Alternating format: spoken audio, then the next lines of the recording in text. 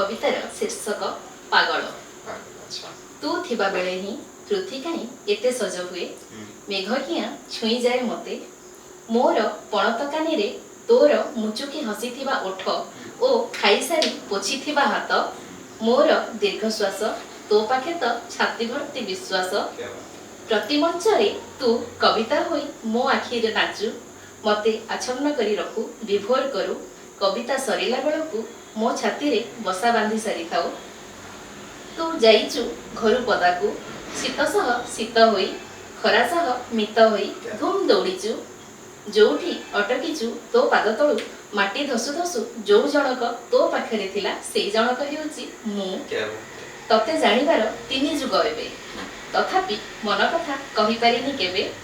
भल पाइबार माने कौन कि कहिबी कहिबी हेई कहि पारु नथिबो, चुपचाप निज भितरे निजे खाली हजि जाउथिबो एया तो। एबे निज उपरु तुटी चलीची विश्वास, काले आजि कि आसंता काली बंद हेई पारे निश्वास।